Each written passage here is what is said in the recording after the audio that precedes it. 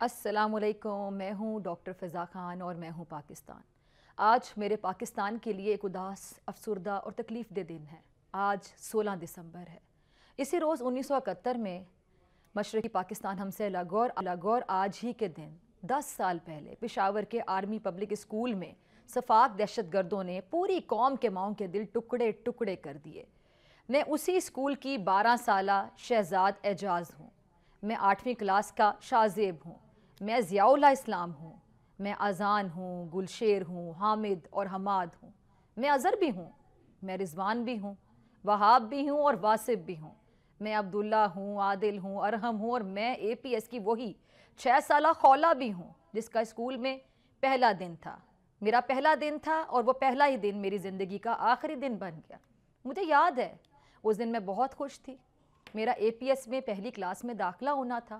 مجھے بڑا سا اسکول اور اس میں لگے جھولے، خوبصورت پھولوں کا گارڈن بہت اچھا لگا تھا۔ اور زیادہ اچھی بات پتہ کیا تھی؟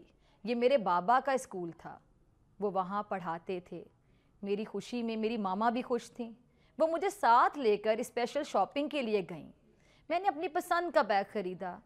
بیگ کے ساتھ پانی کی بوتل اور اچھا سا لنچ باکس بھی لیا، اپنی مرضی کا۔ میری ماما نے میرے لیے 2 نئے یونیفارم خریدے جسے میں پہن کر ڈریسنگ ٹیبل کے سامنے بار بار خود کو دیکھتی رہی۔ میری ماما مجھے دیکھ کر بہت مسکراتی رہیں۔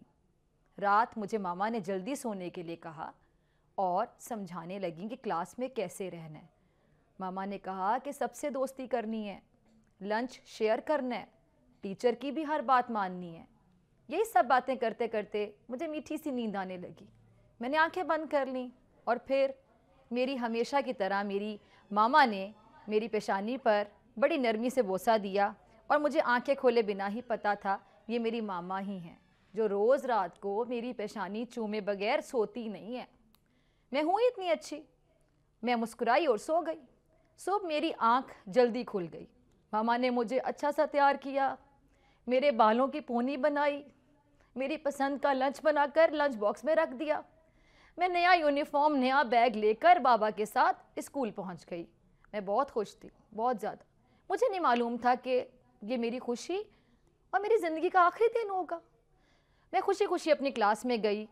میری ٹیچر نے مجھے ویلکم کیا اور میں ایک ڈیسک پر بیٹھ گئی۔ میں بہت سارے دوست بنانا چاہ رہی تھی۔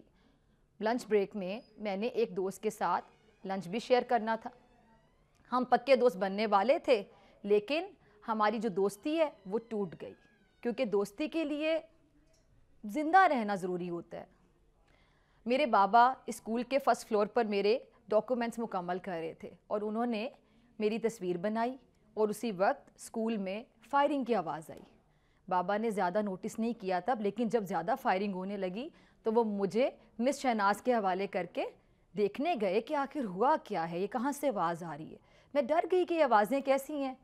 ٹیچر کہہ رہی تھیں کہ اسکول پر کوئی دہشت گرد ہیں جنہوں نے حملہ کر دیا ہے۔ مجھے نہیں پتا تھا کہ یہ دہشت گرد کیا ہوتے ہیں اور یہ حملہ کس کو کہتے ہیں۔ وہ تو ایک دہشت گرد انکل نے اپنی بندوق میری طرف کی تو میں ڈر گئی۔ وہ بچوں پر چیخ رہے تھے، پھر انہوں نے گولیاں چلانا شروع کر دیں۔ بچے گرتے چلے گئے، وہاں خون ہی خون پھیل گیا۔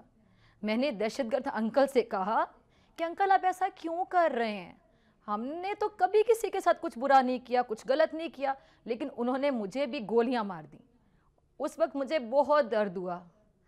میں نے ماما پاپا کو آوازیں بھی دیں، لیکن پھر آوازیں دیتے دیتے میں اسی فرش پر گر گئی۔ مس شہناز کو بھی انہوں نے گولیاں مار دیں۔ اب میں یہاں اللہ میاں کے پاس ہوں اور میں بہت خوش ہوں، لیکن ماما پاپا اور بہن بھائی مجھے یاد آتے ہیں اور وہ بھی مجھے یاد کرتے ہیں، مجھے پتہ ہے۔ اے پی ایس کی ننھی شہید خولا کے ساتھ ساتھ میں 15 سالہ اسفندیار بھی ہوں۔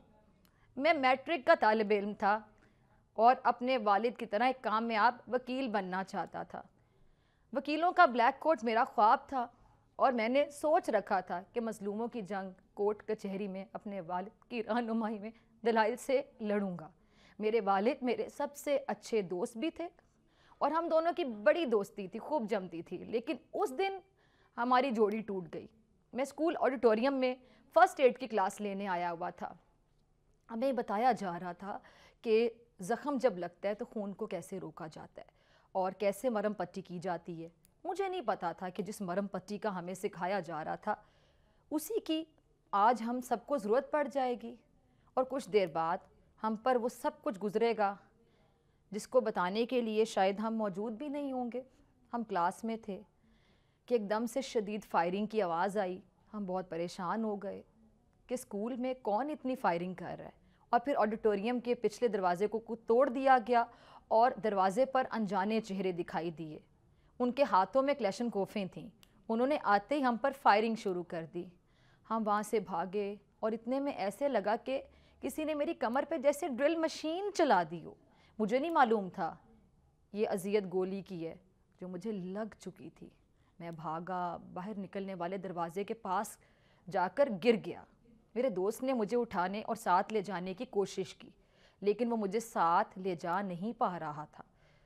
میری سانسیں اکھڑ رہی تھیں۔ میں نے اسے کہا کہ وہ اپنی جان بچائے، بھاگ جائے۔ میرے پیچھے فائرنگ کی آوازیں قریب آنے لگی تھیں، اور پھر کسی نے میرے سر پہ کلیشن کوف کی نال رکھ کر ٹریگر دبا دیا۔ میں شہید ہو گیا، اور مجھے دکھ ہے کہ وہ چہرہ جسے ماں اپنے ہاتھوں میں لے کر پیشانی کو محبت سے چومتی تھی وہ آدھا رہ گیا تھا۔ اب میں نصف چہرہ روز حشر ان دہشت گردوں سے واپس لوں گا اور اپنے رستے ہوئے زخموں کے ساتھ اٹھوں گا، اپنا مقدمہ خود لڑوں گا۔ اسمن شہید کے ساتھ ساتھ میں اے پی ایس کا وہ شہیر بھی ہوں جو 8ویں کلاس میں پڑھتا تھا۔ مجھے اچھی طرح سے یاد ہے ان دنوں اسکول میں ہمارا سپورٹس ویک تھا۔ میں آرام کرنا چاہ رہا تھا، اسکول جانے کا موڈ نہیں ہو رہا تھا، لیکن امی مجھے زبردستی اسکول بھیج دیتی تھیں کہ گھر میں کیا کرنا ہے۔ میں ضد نہیں کرتا تھا۔ 16 دسمبر کو بھی مجھے امی نے اسکول بھیجنے کے لیے اٹھایا، اور میں خاموشی سے اٹھا، منہ ہاتھ دھویا، نماز پڑھی، ناشتہ کر کے اسکول جانے کے لیے تیار ہو گیا۔ مجھے یاد ہے جاتے جاتے میں نے امی سے وہ بات بھی کہی جو شاید مجھے نہیں کہنی چاہیے تھی۔ مجھے لگتا تھا کہ میری آنٹی جن کا کچھ عرصے پہلے انتقال ہوا تھا مجھے اپنے پاس بلا رہی ہیں۔ یہ بات میں نے امی سے کہہ بھی دی اور بابا کے ساتھ اسکول کی طرف چل پڑا۔ میرا بھائی بھی اسی اسکول میں پڑھتا ہے۔ 10 سوا 10 بجے کے قریب فائرنگ کی آوازوں نے ہمیں حیران اور پریشان کر دیا، اور ہم بہت پریشان تھے کہ اسکول میں آخر کون ایسا آ گیا ہے کہ وہ فائرنگ کر رہا ہے اور آوازیں آ رہی ہیں۔ ہم سوچ بھی نہیں سکتے تھے کہ کوئی دہشت گرد اسکول میں گھس جائے گا، لیکن دہشت گرد اسکول میں گھس آئے تھے اور انہوں نے فائرنگ شروع کر دی تھی۔ ان کے سامنے جو آ رہا تھا وہ اسے مارتے چلے جا رہے تھے، اور اسکول کے کوریڈور میں خون ہی خون تھا۔